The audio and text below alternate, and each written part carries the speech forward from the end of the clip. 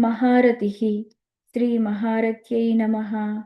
రతి అంటే ఆసక్తి, ప్రీతి అని అర్థం. సృష్టిలో రతి అనేది లేనిదెవరికి? ఒక మహానుభావుడు శివతాండవ స్తోత్రం రచిస్తూ రతిః ప్రతిక్షణం మమ అంటాడు. అక్కడ రతి అంటే ఏమిటి అర్థం? ఆనందించే లక్షణమే రతి.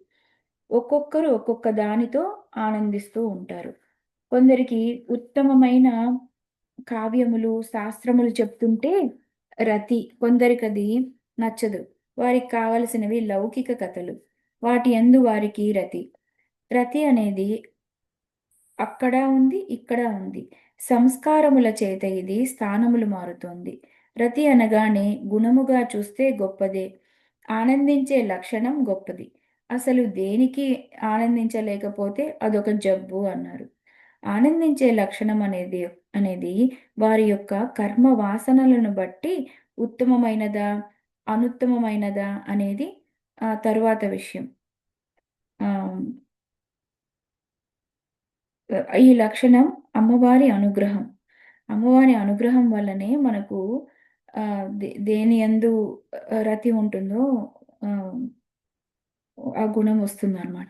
ఈ రతులన్నీ మనం చూస్తున్నాం కానీ గొప్ప రతి అమ్మవారి యొక్క స్వరూపం. గొప్ప రతి అంటే మళ్ళీ ఇందాక చెప్పినట్లుగా గొప్ప విషయముల యందు రతి, గొప్పవాటి యందు రతి. అలాగే గొప్పది అంటే పరబ్రహ్మము కదా. పరబ్రహ్మము యందు రతి అంటే పరబ్రహ్మమునందు ప్రీతి అని. బ్రహ్మము గురించి చెప్పినా విన్నా అనుకున్న ఆనందం కలిగిందనుకోండి, ఆ రతి పేరు మహారథి అన్నారు. పైగా అమ్మవారికో మహారథి ఉంది. ఏమిటా రతి అంటే తనవాడైన శివుని యందు పరమరతి. శివుని యందు అత్యంత ఆసక్తి కలది అని అర్థం. ఎంత ప్రీతి లేకపోతే అన్ని వదిలిపెట్టి అంత తపస్సు చేస్తుంది. శివుని యందు ఆనందించడం ఆవిడకి స్వభావం. నిజ భర్తృ ముఖాంబోజ చింతనాయై నమో నమః. అమ్మ నామమే ఇది కూడా. ఇంకో అర్థం మహాత్ముల ఆసక్తిని కే- కేంద్రీకరించుకునే తల్లి అంటే మహాత్ములైన వారందరూ అమ్మయందే ఆసక్తి కలిగి ఉంటారు. వారికి అమ్మ గురించి విన్నా, అమ్మవారి గురించి అన్నా, చెప్పుకున్న పరమానందం. మానస సంచరరే బ్రహ్మణి మానస సంచరరే అని సదాశివ బ్రహ్మేంద్ర స్వామి అన్నారు. అలాంటి వారు బ్రహ్మమునందే ఆనందిస్తూ ఉంటారు. మమరతి సాంబే పరబ్రహ్మణి అని అయ్యప్ప దీక్షితులు అన్నారు. ఇక్కడ సదాశివ బ్రహ్మేంద్ర ఆ, ఒక ఋషి అన్నమాట. ఆయన బ్రహ్మమును పొందిన మహర్షి. ఆమ్, ఆయన ఎన్నో ఇది రాశారన్నమాట పాటలు. దాంట్లోది చెప్పారు. మహాభోగ తర్వాతి నామం శ్రీ మహాభోగాయై నమః అంటే గొప్ప భోగము కలది అని. అనుభవించే దేన్నైనా భోగము అనవచ్చు కానీ సుఖాన్ని భోగించేటప్పుడు మనం భోగమనే వ్యవహారాన్ని చూపిస్తున్నాం. భోగ శబ్దం సుఖానికి, ధనానికి రెండింటికి వర్తిస్తుంది. మహాభోగ అంటే గొప్ప సుఖం, గొప్ప ధనం కలిగినది. నిజానికి ఆవిడ దగ్గర లేకపోతే అన్ని భోగములు ఎక్కడున్నాయి? ఒకసారి ఆవిడ భోగం చూడాలి. అంటే ఆవిడ భోగంలో ఆవిడకున్న భోగంలే కదా మనకు వచ్చేది. ఆవిడకి అత్యంత ఎక్కువ భోగములు ఉంటాయన్నమాట. మణిద్వీపంలో ఒక ఆవరణంతా అమ్మవారి సేవకులు ఉంటారు. ఇప్పుడు అమ్మవారి భోగాలని వర్ణిస్తున్నారు. అమ్మవారికి అలంకారాలు వారికంటూ ఒక నివాస ప్రాంతం ఉంది. వారు అనంగ కుసుమ, అనంగ మేకల మొదలైన వారు. వీరి పనేమిటంటే అమ్మవారిని అలంకరించడం. ఈ అలంకరించేందుకు వారిలో ఒక్కొక్కరికి కొన్ని లక్షల మంది సేవకులు ఉంటారు. వారి పని ప్రొద్దుట లేచిన దగ్గర నుండి అమ్మవారికి కావలసినవి అమర్చుకోవటమే. ఆ మణిద్వీపంలో ఉన్న దివ్యమైన వనాల్లోకి వెళ్ళి కావలసిన పువ్వులు ఏరుకోవడం, దళాలు ఏరుకోవడం, అలాగే సుగంధములు సమకూర్చుకోవడం, ఆవిడికి కావలసినవన్నీ ఏర్పాటు చేయడం, లేపనాలు మొదలైనవన్నీ సిద్ధం చేసుకొని ఆభూషణ మండపానికి వీరందరూ బయలుదేరుతారు. ఎక్కడ ఒక్క అలంకారం కూడా తగ్గకూడదు. శిరస్సు నుంచి పాదం వరకు ప్రతి అలంకారం అమ్మవారికి ఉండాలి. ఆ ప్రక్కన వింజామరలు వీచేవారు, చామరములు పట్టేవారు, ఛత్రం పట్టేవారు, ఇలా ఏ ఒక్క భోగానికి కొదవలేదు. ఇంతమంది చేత గొప్ప గొప్ప భోగములతో సేవించబడుతోంది గనుక మహాభోగ అని అర్థం. ఆ భోగాలు ఎంతో దివ్యమైనవి. అంతేకాదు సృష్టిలో అన్ని భోగముల యొక్క సమిష్టి స్వరూపిణి. అమ్మవారి అనుగ్రహం లేకపోతే భోగము దొరకదు. ఇవాళ మనం భోగాన్ని అనుభవిస్తున్నామంటే అమ్మవారి అనుగ్రహమే. భోగాలు తప్పేం కాదు. ధర్మబద్ధమైన భోగం అనుభవించవచ్చు. అది నీవు అమ్మవారి అనుగ్రహంగా అనుభవించు అంతే. ఇది అనుభవిస్తున్నంతసేపు అమ్మవారి ప్రసాదం అనుకో. ఇలాగా ఆ తల్లి దయ ఉంటే ఈ భోగములన్నీ లభిస్తాయి. ఒక మంచి శయ్య దొరికిందన్నా, ఒక మంచి ఇల్లు దొరికిందన్నా, ఒక వస్త్రం దొరికిందన్నా అది అమ్మ దయ. ఆ దయ వల్ల ఇవన్నీ లభిస్తున్నాయి. అందుకే సృష్టిలో కొందరికి అవి లేవు, కొందరికి ఇవి ఉన్నాయి. ఎందుకు? వారు చేసుకున్న పవిత్రమైన పుణ్యకర్మల ఫలంగా అమ్మవారు ఆ భోగాన్ని ఇస్తున్నారు. ఆ ఆ భోగం అంటే శరీరం అని ఒక అర్థం. దివ్యమైన విరాట్ శరీరం కలిగింది కనుక మహాభోగ అని చెప్పవచ్చు. మనకున్న మనం పొందిన శరీరం కూడా ఒక భోగమే అన్నమాట. మహేశ్వర్య తర్వాతి నామం. శ్రీ మహేశ్వర్యాయై నమః. గొప్ప ఐశ్వర్యములు కలది. మణిద్వీపంలో ఆవిడ ఇల్లే చింతామణి గృహము. ఇంకా ఆహ్, ద్వీపమే మణిద్వీపం. అందులో ఒక రేణువు ముందు ఇంద్రాది ఐశ్వర్యములు దిగదుడిపే. అంటే ఆ మణిద్వీపంలో ఉండే ఒక రేణువు ముందు ఇంద్రాది ఐశ్వర్యములు కూడా దిగదుడిపే అంటున్నారు. అంటే అంత మణుల ద్వీపం అది. అలాంటి ద్వీపవాసిని. ఆవిడ ఐశ్వర్యాలకు కొదవేమిటి? ప్రపంచంలో సర్వ ఐశ్వర్యములు ఆవిడవే. ఐశ్వర్య శబ్దానికి 2 అర్థములున్నాయి. ఒకటి విభూతులు, ఇంకొకటి ఈశ్వరతత్వము. విభూతులు అంటే సంపదలు మొదలైనవి. అలాగే ఈశ్వరత్వము అంటే అధికారము. మహా ఐశ్వర్యం అంటే గొప్ప అధికారం కలది. ఈశ్వరస్య భావం ఐశ్వర్యం. ఆమె ఈశ్వరులకు కూడా ఈశ్వరి. గొప్ప ఈశ్వరి. అలాగే ఆవిడకున్న ఐశ్వర్యములకు కొదువలేదు. ఆవిడ అనుగ్రహం ఉన్న వారికే అష్టైశ్వర్యములు వస్తున్నాయి. అష్టైశ్వర్యములు అంటే ఆమ్, దాసులు, భృత్యులు, సుతులు, బంధువులు, వస్తువులు, వాహనాలు, ధనము, ధాన్యము అన్ని అష్టైశ్వర్యాలు. ఇవి ఆవిడ దయ ఉంటే అందరికీ లభిస్తున్నాయి. వాటన్నిటి యందు కూడా ఆ తల్లి విభూతి రూపంలో ఉన్నది. ఈ నామాలు అనుసంధానిస్తూ ఉంటే మన చుట్టూ ఉన్న ఐశ్వర్యాలు అమ్మ ప్రసాదాలుగా మనకు కనబడతాయి. ఐశ్వర్యం అంటే మరొక అర్థం. ఐశ్వర్యములలో మహైశ్వర్యం అని దేనిని అనాలి? మహాశబ్దం వాడబడింది కాబట్టి పరిశీలించాలి. సాధారణ ఐశ్వర్యములంటే కర్మ పరిమిత కాల భోజ్యాని. ఇది వరకు చేసుకున్న కర్మలను బట్టి ఇప్పుడు ఐశ్వర్యం వచ్చింది. ఇది ఆ కర్మ వేగం ఎంతవరకు ఉంటుందో అంతవరకు ఉంటుంది. అంతే కదా! ఓడలు బళ్ళవుతాయి, బళ్ళు ఓడలవుతాయి అనే సామెత మనం చూస్తున్నాం. మహాత్ములైన వారు దేనికి లొంగిపోరు. అది ఒకప్పుడు చేసుకున్న పుణ్యకర్మ వల్ల వచ్చింది. అది ఎంతవరకు ఉందో అంతవరకు ఉంటుంది. తరువాత పోతుందని వారికి తెలుసు. ఇవన్నీ కర్మ పరిమిత భోజ్యములు. ఈ విషయములు తెలిస్తే ఇంకా ఏ ఐశ్వర్యానికైనా అహంకారం ఉంటుందా? ఆధ్యాత్మికత భావన ఉన్నవాడు సరిగ్గా బ్రతకగలడు. అంటే ఇదే అర్థం. భూలోక ఐశ్వర్యములే కాదు, ఏ లోక ఐశ్వర్యములైనా అంతే. ఇంద్రాది లోక ఐశ్వర్యములు కూడా క్షీణే పుణ్యే మాధ్యలోకే విశంతి. ఇవి కర్మ పరిమిత కాల భోజ్యములే. అవి మహైశ్వర్యములు అనడానికి లేదు. మహేశ్వర్యం అంటే కేవలం మోక్షం, పరబ్రహ్మ ప్రాప్తి. అమ్మ పాదములు లభించితే అదే గొప్ప ఐశ్వర్యం. ఎందుకంటే ఆ ఐశ్వర్యానికే కర్మ పరిమితి లేదు. అది కర్మ వల్ల వచ్చేది కాదు. అది జ్ఞాన దేవహి, జ్ఞానం వల్ల లభిస్తుంది. అపరిమితమైన ఆ మోక్ష సుఖమే మహైశ్వర్యము.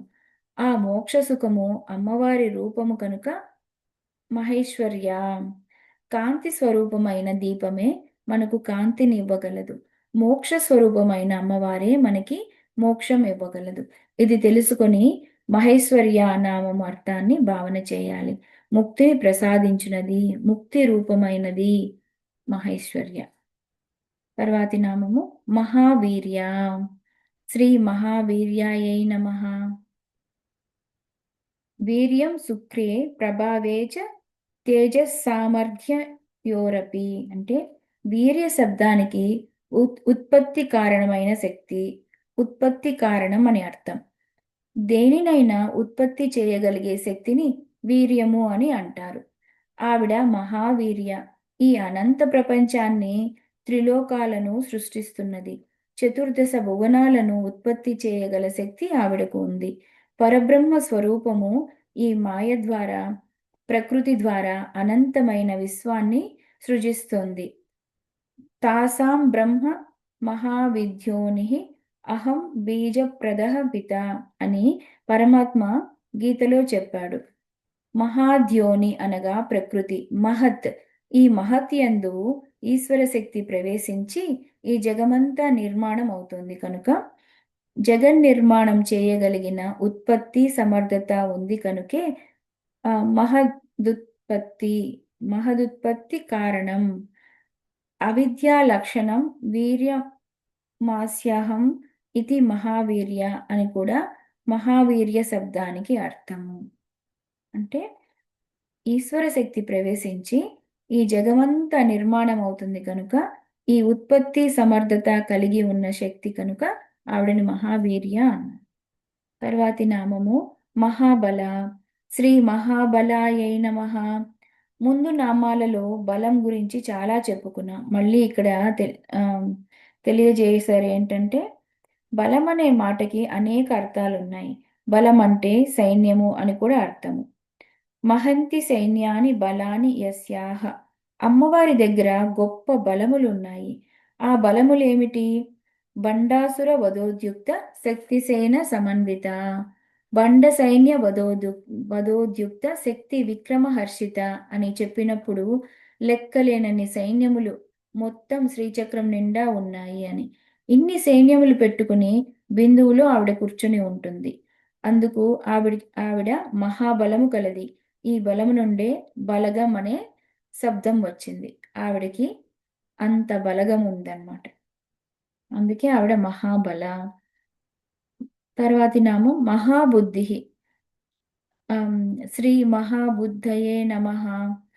యాదేవి సర్వభూతేషు బుద్ధి రూపేణ సంస్థిత. సృష్టిలో ప్రతి వానికి బుద్ధి శక్తి ఆవిడే. ఏ బుద్ధి కావాలన్నా ఆ తల్లికి దండం పెట్టాల్సిందే. లోకంలో ఒక అద్భుతమైన శిల్పం చూస్తే ఎవరు చెక్కారు అని వెంటనే అడుగుతామా లేదా? ఒక అద్భుతమైన చిన్న శిల్పం చూస్తేనే కర్త ఎవరని వెతుకుతున్నామే. విశ్వం అనే అద్భుతమైన ఈ శిల్పాన్ని చూసి కూడా కర్త ఎవరని ఎందుకు వెతకడం లేదో. ఎవరూ లేకపోతే ఈ సూర్యోదయం ఏమిటి, ఈ చంద్రోదయం ఏమిటి? ఇంత అద్భుతం, అడుగడుగునా అద్భుతమే. ఈ అద్భుతాన్ని అనుభవించడం చేతగాని పరిస్థితిలో మనం ఉన్నాం. లేకపోతే ఒక విత్తనం అలా విచ్చుకొని అంకురమై ఒక మహావృక్షం అవ్వటం అద్భుతం కదా. ప్రొద్దున వరకు కనపడని ఒక మొగ్గ సూర్యకాంతి తగలగానే విచ్చుకొని పువ్వైపోవడం, పువ్వులలో ఎప్పుడూ కనీ విని ఎరుగని వర్ణాలు కనపడడం అద్భుతం కదా.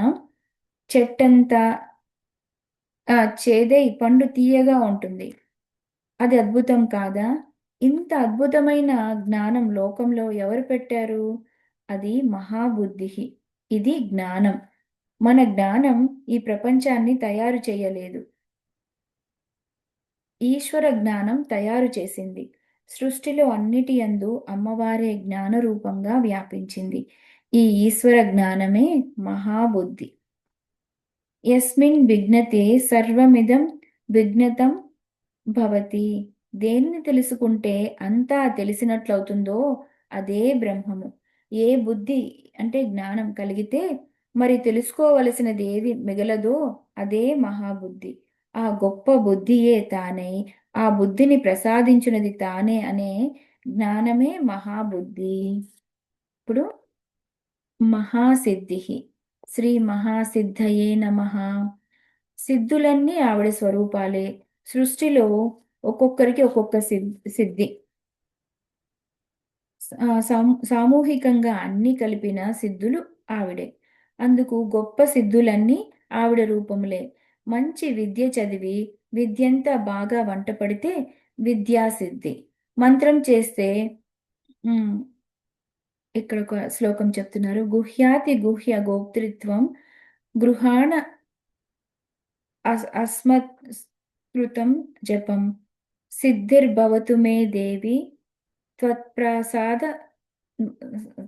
తత్ప్రసాదాన్ మహేశ్వరి అని అనాల్సింది. అంటే మంత్రం చేసినంత మాత్రాన లేదు, ఆవిడికి దారపోస్తూ సిద్ధిర్భవతు మే దేవి తత్ప్రసాదాన్ మహేశ్వరి అంటే అమ్మ నాకు ఈ మంత్రం సిద్ధించుగాక అంటే నువ్వు మాల త్రిప్పితే ఇవ్వదు.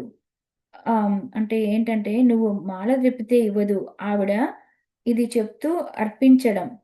సిద్ధి ఆవిడ చేతుల్లో ఉంది అని తెలుసుకుంటే చాలు. కనుక మంత్రసిద్ధి, కార్యసిద్ధి, విద్యాసిద్ధి ఏ సిద్ధి అయినా ఆవిడే. అణిమా సిద్ధి, మహిమా సిద్ధి, లఘిమా సిద్ధి, గరిమా సిద్ధి, ప్రాప్తి సిద్ధి, ఈసిత్వ సిద్ధి, వసిత్వ సిద్ధి, సర్వకామ సిద్ధి అని అష్టసిద్ధులు ఉన్నాయి.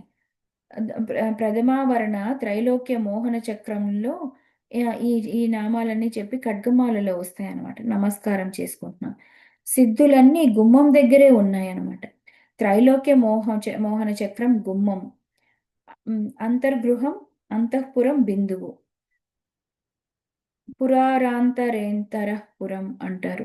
సౌందర్య లహరిలో శంకర భగవత్పాదుల వారు. ద్వారం త్రైలోక్య మోహన చక్రం. ద్వారంలోనే అమ్మవారు అన్నీ ప్రసాదిస్తుంది. కొందరు ద్వారంలో ఇచ్చింది పుచ్చుకుని బయటికి వచ్చేస్తుంటారు. ద్వారంలో ఇచ్చింది పుచ్చుకొని బయటికి వచ్చే వారిని బిచ్చగాడు అని అంటారు. లోపలికి వెళ్ళి అమ్మ దగ్గర ఉంటే పిల్లవాడు అంటారు. మనం బిడ్డలా అమ్మని ఆశ్రయించాలి, బిచ్చగాడలా కాదు. అందుకే మహాత్ములు ద్వారం దగ్గర వచ్చిన వాటితో తృప్తి చెందరు. కానీ మహాసిద్ధులన్నీ అక్కడే ఉన్నాయి. అమ్మవారి ఉపాసన చేస్తే అణిమ మహిమ వస్తాయి. అణిమ అంటే చూస్తూ చూస్తుండగానే పరిమాణం తగ్గిపోవచ్చు. మహిమ అంటే పరిమాణం పెరగవచ్చు. ఇవన్నీ ఆంజనేయ స్వామి వారికి ఉన్నాయి. అష్టసిద్ధి నవనిధికే దాత అసవరధీన జానకి మాత. ఒకసారి పరిమాణాన్ని తగ్గించుకోగలడు లేదా పెంచుకోగలడు. పరిమాణంలో పెద్దగా ఉన్న శరీరాన్ని అతి తేలికగా చేసుకొని వెళ్ళగలడు. అది లఘిమా సిద్ధి. పరిమాణంలో చిన్నగా కనపడుతున్నా అతి బరువుగా ఉండగలడు. అది గరిమ. ఇక్కడుంటూనే ఎక్కడికైనా పొందగలడు. అది ప్రాప్తి. ఏదనుకుంటే దాన్ని పొందగలగడం ప్రాకామ్యం అన్నారు. ఎవరిని కావాలంటే వారిని ఆధీనంలో పెట్టుకోగలడు. వశ్యం, వసిత్వం. దేని మీదైనా అధికారం చలాయించగలడు. అది ఈసిత్వం. ఇవే అష్టసిద్ధులంటే. అమ్మవారి ఆరాధన చేస్తే ఇవి ఇచ్చేస్తుందమ్మ. అంటే ఒక్కసారి చూస్తూ చూస్తూ మన పరిణామం పెంచుకోవచ్చు అన్నమాట. అది కాదు ఇక్కడ అర్థం. ఎక్కడ గొప్పగా కనపడాలో అక్కడ గొప్పగా కనపడేలా చేస్తుంది. అది అక్కడ అసలు అర్థం. ఎక్కడ తగ్గి ఉండాలో అక్కడ తగ్గించేలా చేస్తుంది. ఇవన్నీ కూడా ఆవిడకి తెలుసు. అంత ఆంజనేయ స్వామి వారు లంకలోకి వెళ్ళినప్పుడు మాత్రం తనని తాను తగ్గించుకుని వెళ్ళాడు. అనువుగాని చోట అధికులమనరాదు, కొంచెం ఉండుటెల్లా కొదువగాదు అని విశ్వదాభిరామ వినరవేమ ఉంది కదా, వేమన శతకం. ఎక్కడ ఏ శక్తి బయట పెట్టాలో ఆయనకు తెలుసు. అమ్మవారి అనుగ్రహం కలిగిన వారు ఎంత సంపదలున్నా అనుకువగానే అణిమతోనే ఉంటారు. వారి దగ్గరున్న తపస్సు మొదలైనవన్నీ మహిమగా బయటికి కనబడతాయి. ఎక్కడ ఎంత చూపించాలో అంత చూపించగలరు. అమ్మవారి ఆరాధన చేస్తూ ఉంటే మనకు వచ్చే సిద్ధులవి. వారికి ఎప్పుడు ఏం కావాలో అది వస్తుంది. ప్రాకామ్యం. ఎక్కడ అందనిదైనా అమ్మ భక్తులకు అందుతుంది. అదే ప్రాప్తి. వారికి ఎక్కడైనా చెల్లుబాటు అవుతుంది. అదే ఈశిత్వము. ఎవరైనా లొంగుబాటు అవుతారు. అదే వసిత్వము. అష్టసిద్ధులంటే ఇవే. ఇవన్నీ ఆవిడ స్వరూపములే. అష్టసిద్ధులు సమాహార రూపమే మహాసిద్ధి. మహాసిద్ధి అన్నప్పుడు మరొక అర్థం చూడాలి. మహేశ్వర్యమే మహాసిద్ధి. మహా అంటే మోక్షము. మోక్ష సిద్ధి అమ్మవారి యొక్క రూపము. సిద్ధ లక్ష్మీర్మోక్ష లక్ష్మి జయ లక్ష్మీ సరస్వతి ఇవన్నీ సిద్ధులే. అంతేకాదు స్కంద పురాణంలో భగవత్ సద్ధన వల్ల భగవత్ సాధన వల్ల భగవత్ ఆరాధన వల్ల సిద్ధులు ఎలా వస్తాయో చెప్పారు. ఎందులో చెప్పారంటే స్కంద పురాణంలో. ఈ సిద్ధులు గాని వచ్చాయంటే అమ్మవారి మంత్రము పూజో సిద్ధించిందని అర్థం. ఏదైనా సాధన కొంత చేస్తే గాని సిద్ధి లేదు. అసలు సాధనలోకి అడుగు పెట్టకుండానే సిద్ధి గురించి కొందరు కబుర్లాడుతూ ఉంటారు. చేస్తే ఏమొస్తుందండి? అదుందా లేదా? ఉందో లేదో ముందు దిగితే కనబడుతుంది కదా! అన్వేషించే వానికి ఉందో లేదో తెలుస్తుంది. నువ్వు ప్రయత్నించు, ప్రారంభం చెయ్యి, సాధన చెయ్యి. నీకు తప్పకుండా లభిస్తుంది. అసలు సాధన చేయడానికి సిద్ధే లేదు. అసలు సాధన చెయ్యని వానికి సిద్ధే లేదు. సాధన చేస్తూ ఉన్న సిద్ధి అనేది ఏ దశలో ఎక్కడున్నదో తెలిసిపోతూ ఉంటుంది కనుక మన సాధనలో మన స్థితి ఏమిటి అనేది ఎవరైనా చూసుకోవచ్చు. ఇప్పుడు ఆ సిద్ధులు మొట్టమొదటి సిద్ధి రసోల్లాసః. రసోల్లాసం మొదటి సిద్ధి. మనం ఏ జపం చేస్తున్నామో, ఏ స్తోత్రం చేస్తున్నామో, ఏ సాధన చేస్తున్నామో దానిలో ఉన్న భావాన్ని, అంతర్యాన్ని ఆస్వాదించడం కావాలి. లేకపోతే జడమే అవుతుంది. దీనికి పాండిత్యం అక్కర్లేదు. నిష్కపటమైన, నిర్మలమైన మనసు కావాలి. సాధనలో ముందు రసోల్లాసమైన సిద్ధి. తరువాత ద్వంద్వైర భూతం అంటే రెండవ స్థితి అంటే సుఖ దుఃఖములు లాభ నష్టములు కలుగుతూ ఉన్నా చలించకుండా ఉండగలిగే లక్షణము. అంటే ఏ ఏది వచ్చినా స్థితప్రజ్ఞతగా ఉండటం అన్నమాట. మూడవది అధమోత్తమ అధమోత్తమా భావః. వీడు అధముడు, వీడు ఉత్తముడు, వీడు తక్కువ, ఇది ఎక్కువ అనే భావాలు పోతాయి. ఇది మూడవ స్థితి. దాని తరువాత శరీరంలో ఒక తెలియని కాంతి వస్తుంది. ఒక చక్కటి బలం వస్తుంది. శోకము లేని స్థితి కలిగి ఉల్లాసము, ఆనందము ఉంటాయి. తపస్సుకి గాని, ధ్యానానికి గాని కూర్చుంటే చెక్కు చెదరకుండా ఉండగలరు. తరువాత స్థితి కామచారిత్వము. ఎక్కడైనా తిరగగలడు. అడ్డుకునేది లేదు. ఆ స్థితి చెప్పాలంటే అనికేతః స్థిరమతి భక్తిమాన్ యః స మే ప్రియః. వీటన్నిటికీ పారమార్థిక దృష్టితోనే చెప్తున్నాం. కామచార్వితములంటే కామ సారీ కామచారిత్వం అంటే ఏ శరీరం అంటే అది ధరించగలడు. ఎక్కడికైనా వెళ్ళగలడని కాదు ఇక్కడ అర్థము. కామచారిత్వము అంటే అనికేతః స్థిరమతిః. ఇక్కడ అక్కడ అని కాదు. ఎక్కడైనా ఇమడగలిగి చక్కగా తన సాధన తాను చేసుకోగలిగిన లక్షణము. ఇది నాది అనే లంపటంతో ఒకచోట ఈషణం లేకుండా బంధరహితుడై విహరించడమే కామచారిత్వము. తరువాత ఎత్ర క్వచన సాయితే. ఇది ఇంచుమించు కామచారిత్వమే. కామచారిత్వంలో ఎక్కడికి వెళ్ళాలన్నా అభ్యంతరం ఉండదు. ఎక్కడైనా ఉండటానికి కూడా అభ్యంతరం ఉండదు. ఎందుకంటే ఇక్కడ ఉండలేను, అక్కడ ఉండగలను అంటే అమ్మవారు ఇక్కడ లేరు, అక్కడ ఉన్నారు అనే అర్థం వస్తుంది కదా. సర్వవ్యాపిని అనే భావం వచ్చాక ఇంకెక్కడున్నా అమ్మవారే. ఈ స్థితి ప్రహ్లాదునికి తేలికగా వచ్చింది.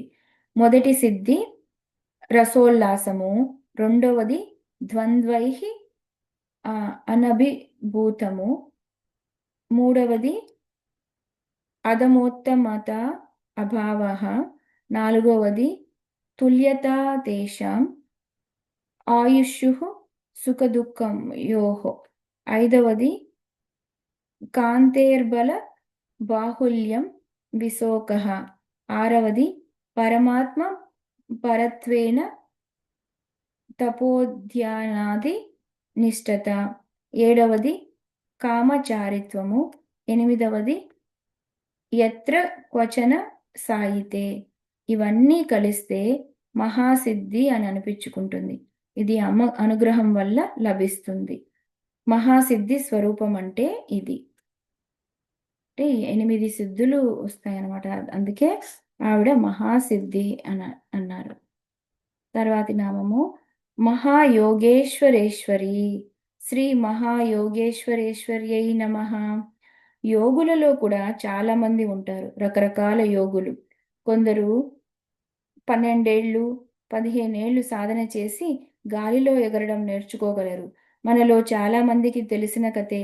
రామకృష్ణ పరమహంస కథలో చెప్తూ ఉండేవారు.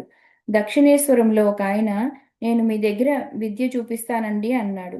అదేమిటంటే నడుచుకుంటూ గంగ మీద వెళ్ళడం, మళ్ళీ గంగపై నుండి నడుచుకుంటూ రావటం.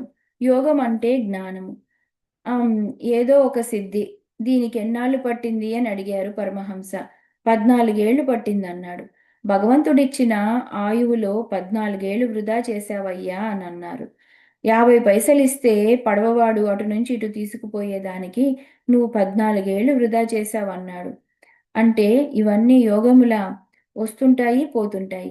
వీటిని పట్టించుకోకూడదు. కనుక కాలాన్ని మహాయోగానికి వినియోగించు. ఆ తల్లి పాదములు లభించడమే మహాయోగము. అది పొందిన వారు యోగీశ్వరులు. ఆ మహాయోగములో గొప్పవారు. అంతేకాదు, యత్ర యోగీశ్వర కృష్ణోహో, మనం అన్వయించుకోవచ్చు. అంటే అంతేకాదు, యత్ర యోగేశ్వర కృష్ణో కూడా మనం అన్వయించుకోవచ్చు. అన్ని యోగములకు ఈవిడ ఈశ్వరి. యోగములన్నిటిలో గొప్పవి ఏవో వాటన్నిటికీ కూడా ఈవిడే ఈశ్వరి. ఇంకో అర్థం ఉంది. యోగేశ్వరులు అంటే బ్రహ్మ విష్ణు రుద్రులు. యోగం అంటే ఏదైనా చేయగలిగే సమర్థత. అది కూడా యోగమే. యోగమాయా ముపాశ్రిత అని శ్రీకృష్ణ పరమాత్మ వర్ణిస్తూ చెప్పారు. యోగ శక్తితోనే భగవంతుడు ఏదైనా చేస్తాడు. ఒక్కొక్కరికి ఒక్కొక్క యోగశక్తి. అలాగే దేవతలందరికీ కూడా యోగములున్నాయి. ఇంద్రాది దేవతలకి కూడా వారి యోగములు వారికి ఉన్నాయి. వాటితో ఏమైనా చేయగలరు. ఏదైనా చేయగలిగే సర్వ సమర్థులు బ్రహ్మ విష్ణు రుద్రులు. ఆ మహాయోగీశ్వరులకు కూడా ఈశ్వరి కనుక మహాయోగేశ్వరేశ్వరి అన్నారు. ఇది ఒకసారి భావన చేస్తే మనం బ్రహ్మోపేంద్ర మహేంద్రాది దేవ సంస్థత వైభవ అని నమస్కరిస్తున్నాం కదా. యా బ్రహ్మచ్యుత శంకర ప్రభృతిభిః దైవత్ సదా పూజిత. ఇంత మాత్రానికి వారు ముగ్గురు తగ్గిపోయారనుకోవద్దు. ఆ ముగ్గురి రూపంలో ఉన్న శక్తి ఆవిడే అనేది తెలుసుకోవాలి. ఆ ఏకత్వాన్ని చెప్పడానికే మహాయోగేశ్వరేశ్వరి అని తెలియజేస్తున్నారు. అడుగడుగున మనము దేవీ మహాత్మ్యములోని వాక్యములతో అనుసంధానం చేసుకుంటూ వెళ్తున్నాం. అలా ఇక్కడ మొత్తం 14 నామములని మనం నమస్కారం చేసుకుంటున్నాం. నామాలకి 14 రకాల బీజాలున్నాయి. బీజాక్షరాలు కనుక సభలో చెప్పడం లేదు. ఇవి గురుముతైక వేద్యాలు. కానీ బీజ అధిదేవతలను ఒకసారి చెప్పుకుందాం. వారు వాయువు, ఆత్మ, సత్యదేవుడు, సర్వము, పురః, అంతః, యజ్ఞః, వషట్కరః, ఇంద్రః, రుద్ర, విష్ణు, బ్రహ్మ, నమః, ప్రజాపతి అనబడే మొత్తం 14 మంది దేవతలు. ఈ 14 నామాలకి అధిదేవతలు. వీరి బీజాక్షరములే ఇక్కడ ఉంటాయి. ఆ శక్తి అంతా ఇక్కడ ఉంది.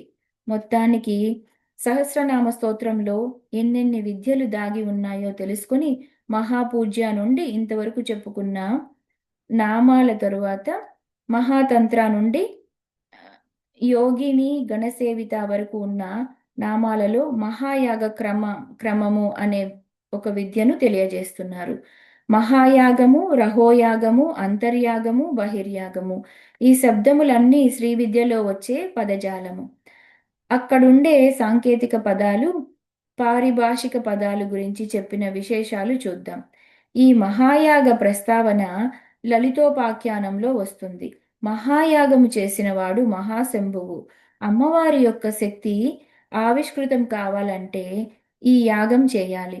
అప్పుడే జాతవేదసే సునవ అనబడుతుంది. జాతవేదసే సునవ అనబడుతుంది. అలాంటి జాతవేదం రగల్చగలిగి ఆరాధన చేసే యాగం శివుడొక్కడే చేయగలడు.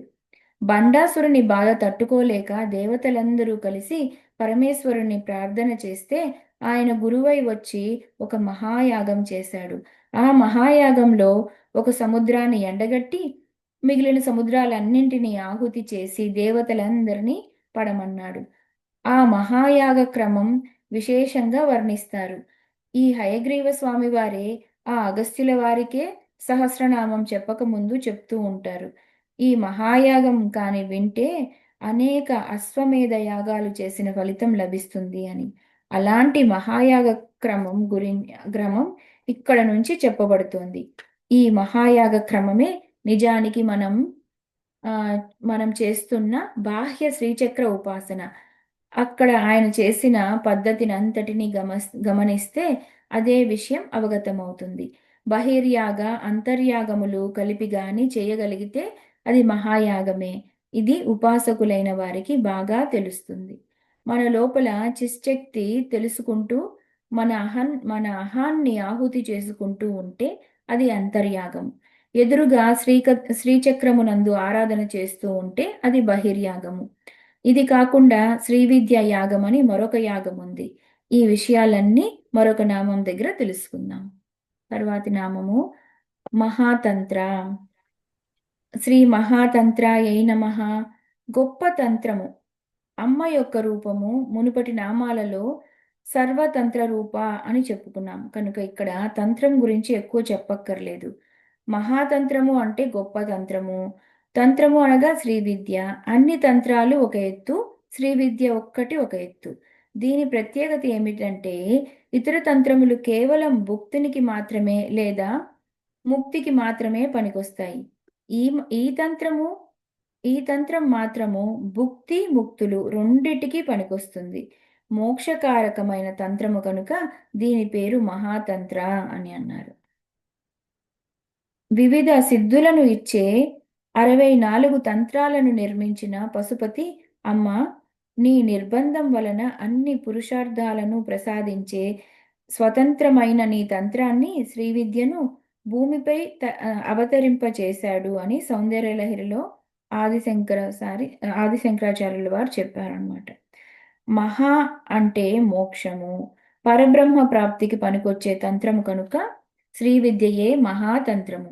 ఈ విద్యకు సంబంధించిన తంత్రములో ఉండేవి మంత్రము యంత్రము కదా, అందుకే శ్రీ విద్యా మంత్రము మహామంత్ర. తర్వాతి నామము మహామంత్ర. శ్రీ మహామంత్రాయై నమః. తర్వాత నామం మహాయంత్రాయై నమః. శ్రీ మహాయంత్ర, శ్రీ మహాయంత్రాయై నమః. శ్రీచక్రమే మహాయంత్రము. శ్రీచక్రానికి ఉన్న విశేషం ఏమిటంటే భూప్రస్తార, మేరు ప్రస్తార, కైలాస ప్రస్తారమని ప్రధానంగా 3 ప్రస్థానములు ఉన్నాయి. పొడవు వెడల్పు కలిగినది భూప్రస్థానము. మేరు ప్రస్తారం అంటే ఎత్తు కూడా కలుస్తుంది. వీటి యందు ప్రధానమైన బీజాక్షరములతో లిఖించి చూస్తే కైలాస ప్రస్తారము. కైలాస ప్రస్తారాన్ని గృహాల్లో పూజించరాదు అని చెప్పారు. భూప్రస్తార, మేరు ప్రస్తార, కైలాస ప్రస్తారములని 3 ప్రస్తారములుగా ఉన్నది మహాయంత్రము. ఇది అమ్మవారి యొక్క స్వరూపము. ఇవి కాకుండా మహాయంత్ర శబ్దంతో చెప్పబడేవి శ్రీచక్రము, రుద్రయంత్రము, వనదుర్గా యంత్రము, దుర్గా యంత్రము, ఇలా కొన్ని మహాయంత్రములని చెప్పబడ్డాయి. అంటే ఏ మంత్ర విద్య అయితే ఇహాన్ని ఇస్తూనే పరాన్ని కూడా ఇవ్వగలదో అలాంటి విద్యలకి మహామంత్రము, మహాయంత్రము అనాలి. ఇది శ్రీ విద్యే కావచ్చు, పంచాక్షరి, దక్షిణామూర్తి, అష్టాక్షరి, ద్వాదశాక్షరి, ఇవన్నీ కూడా మనకి ఇహము పరము కూడా ప్రసాదించగలిగేవి. ఇక్కడ మోక్షకారకమైన విద్యలన్నీ తీసుకోవాలి. అయితే అన్ని విద్యల స్వరూపము శ్రీ విద్య. ఎందుకంటే శ్రీ విద్యలో లేని మంత్రము లేదు. సమిష్టిగా షడామ్నాయ విద్యలలో మనం చూస్తే 6 ఆమ్నాయ విద్యలు శ్రీ విద్యలో ఉన్నాయి. పంచాక్షరి, అష్టాక్షరి అన్ని ఆమ్నాయంలో నుంచి వచ్చినవే. షడామ్యాయ సమిష్టి విద్యే శ్రీ విద్య. సాధారణంగా పంచ పంచామ్యాలు మనం చెప్పుకుంటూ ఉంటాం, కానీ అనుత్తరామ్యం కూడా కలుపుకొని షడామ్యాయ విద్య అనే భావన చేసుకోవాలి. మహామంత్ర, మహాయంత్ర అని చెప్పబడుతోంది. శ్రీ విద్యకి యంత్రరాజమని, సిద్ధ వజ్రం అని పేరుంది. దానికి కావలసిన శ్రద్ధ, సంస్కారం ఇవి అన్నీ అవసరమే. శ్రద్ధ, సంస్కారములు గురుముఖత తెలుసుకోవలసినవే. యంత్రం అంటే శక్తి కేంద్రం. మంత్రశక్తి, దేవతా శక్తి కేంద్రీకృతమైన చోటు యంత్రం. అంతేకాదు, యంత్రం అనే మాటకి మరొక అర్థం యమించునది. మన యొక్క బుద్ధులని, ఇంద్రియాలని నియమించగలిగేదే అదే పెద్ద యంత్రం. కనుక అమ్మవారి ఆరాధన నెమ్మదిగా మనలను నియంత్రిస్తుంది. ఆ నియంత్రణా శక్తే అమ్మవారి యంత్రం. యంత్రణాత్ యంత్రమిత్యహు. అంతేకాదు, యాత్నాత్ త్రాయతే ఇతి. యాతన నుంచి రక్షించేది యంత్రము అని కూడా అర్థం. మంత్రారాధన చేసిన వారికి నరక యాతనలు ఉండవు.